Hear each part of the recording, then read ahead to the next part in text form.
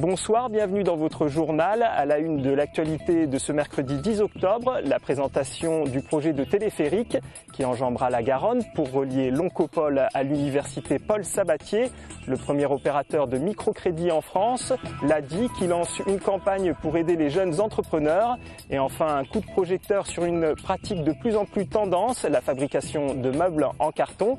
Ce canapé où je suis installé est par exemple fabriqué avec du carton de récupération. Ici, dans l'atelier qui se trouve juste derrière moi, on peut apprendre à fabriquer ce genre de mobilier. La fusion historique EADS-BAE ne se fera pas. Les discussions ont tourné court. Paris, Londres et Berlin ne sont pas parvenus à s'entendre. En cause, la participation des États concernant la gouvernance de la nouvelle entité. Dans un communiqué commun, BAE et EADS ont indiqué qu'il était dès lors préférable de continuer à se concentrer sur leurs stratégies respectives. D'après les sources proches du dossier, ce serait du côté de Berlin que les discussions ont bloqué. Aérotram, voici le nom de la future ligne de transport public qui reliera Paul Sabatier à l'Oncopole en 2017. Sur 2,6 km, les télécabines de 35 places essentiellement assises desserviront 3 stations pour le prix d'un ticket de métro, avec en prime une vue imparable et du temps pour en profiter. Alors ils se déplacent à peu près à la même vitesse qu'un tramway, c'est-à-dire entre 15 ou 20 km/h. Il permettra de se déplacer en 10 minutes depuis l'université Paul Sabatier jusqu'à l'Oncopole. On sera un petit peu en dessous de 90 mètres au-dessus finalement de la Garonne, donc on aura effectivement une très belle vue sur l'agglomération. L'innovation ne vient pas du mode de transport en tant que tel, mais de l'idée de l'intégrer au maillage de transport public urbain. Raillé pour le côté Luna Park, un peu gadget des télécabines, la mairie défend son choix en rappelant la géographie caractéristique des lieux. Alors c'est pas du tout un effet de mode ou une lubie, c'est tout simplement une adaptation au relief, à une contrainte naturelle qui est celle de la colline de Pêche-David et de la Garonne à traverser. Un argument qui se défend financièrement, 44 millions d'euros, c'est le coût estimé du projet Aérotram contre 50 millions d'euros du kilomètre pour du souterrain. Tissé aux tables sur 6 000 à 7 000 voyageurs par jour pour ce projet unique en France, mais qui a déjà fait ses preuves à Portland aux États-Unis ou plus dernièrement à Londres lors des Jeux Olympiques. Il ne reste désormais plus qu'à espérer que la dynamique d'emploi de l'Oncopole prenne à son tour un peu de hauteur d'ici 2017. Pour la deuxième année consécutive, l'ADI, opérateur de microcrédit, lance une campagne d'information pour les jeunes, les moins de 32 ans, qui souhaitent créer leur entreprise. Aujourd'hui, ils sont à la mission locale de Bagatelle. Ici, le taux de chômage des jeunes peut atteindre jusqu'à 38%. L'année dernière, c'était la première édition, donc on a travaillé avec la mission locale des Isards, c'est-à-dire qu'on est intervenu chez eux. On a eu 25 jeunes qui sont venus s'informer.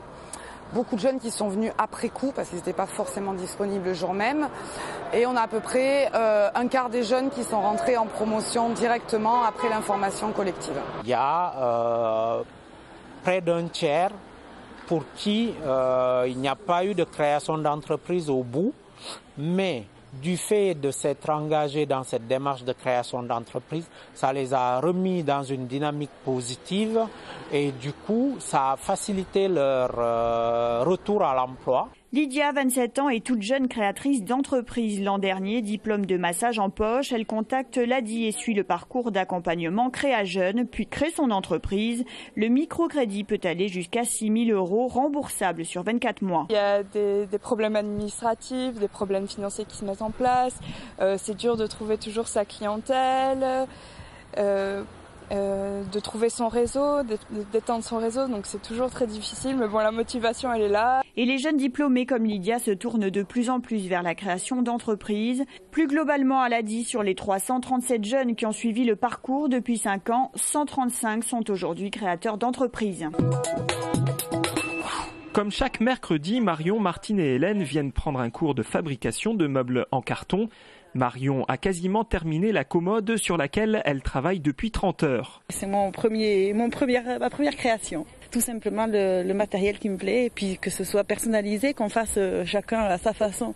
Personne aura le même. Martine, quant à elle, vient de se lancer dans la conception d'un lit pour le chien de son fils.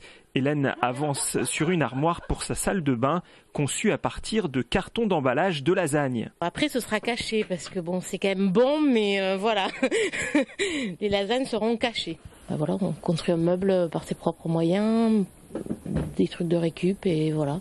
Ancienne trapéziste, Caroline a ouvert son atelier il y a 1 an après être tombée amoureuse de la technique de conception du mobilier en carton. Un cutter, une règle, un pistolet à colle, du carton récupéré auprès d'entreprises qui sinon le jetteraient et le tour est joué. Le carton c'est génial parce qu'on peut en faire ce qu'on veut, on peut lui donner toutes les formes qu'on veut, c'est solide. Un meuble en carton ça peut soutenir jusqu'à 100 kg au centimètre carré. Il y a beaucoup de gens qui me disent des meubles en carton mais ça sert à quoi? C'est des faux meubles. Mais non, il faut vraiment que les gens se rendent compte que c'est pas des faux meubles, ça a la même solidité qu'un meuble en bois et c'est vitrifié. Donc ça met une espèce de couche un peu comme sur les toiles cirées qui fait que le meuble est protégé de l'humidité. Ce canapé est la première création de Caroline. Il lui avait fallu 80 à 90 heures de travail à l'époque. Aujourd'hui, elle conçoit des meubles sur mesure et travaille également pour le théâtre. L'association pour la lutte contre le psoriasis en tournée nationale a stationné son bus aujourd'hui à la sortie du métro Jean Jaurès. Le psoriasis est une maladie chronique de la peau qui est due à une accélération du renouvellement de l'épiderme qui s'exprime le plus souvent par des plaques. Elle touche presque 5% de la population en France. Une maladie donc, qui peut être affichante et donc embêtante au niveau psychologique et social principalement pour les patients.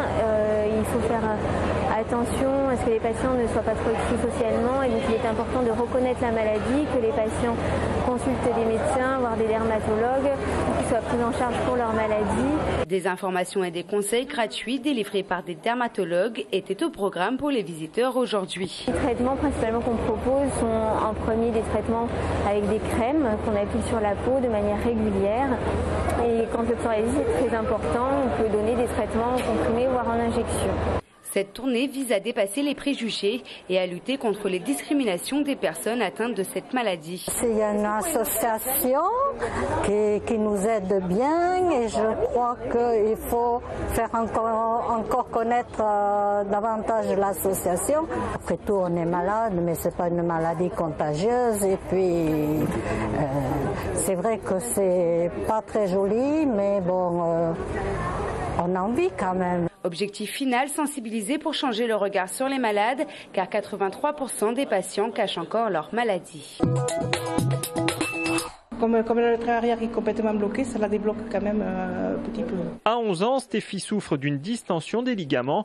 Grâce à des séances d'hydrothérapie, petit à petit, elle se déplace de mieux en mieux. C'est également le cas d'Orisia, qui jusque-là avait du mal à tenir sur ses pattes. C'est sa 9e séance, ça a été prescrit par le vétérinaire suite à des douleurs de l'arthrose. Et depuis, il y a quand même une amélioration au niveau de ses petites pattes. Elle court, elle a quand même 15 ans. Et vraiment, ça l'entretient et on est content des résultats. Assistante vétérinaire et dresseuse, après une formation d'hydrothérapeute, Delphine a repris ce centre il y a 3 mois.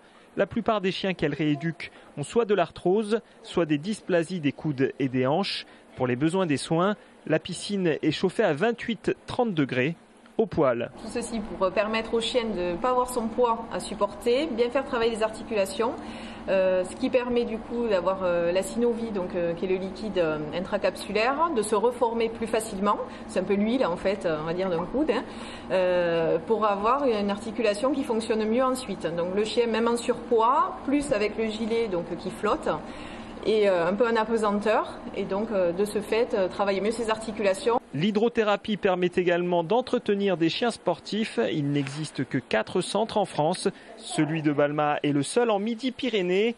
Le brushing est compris dans le prix.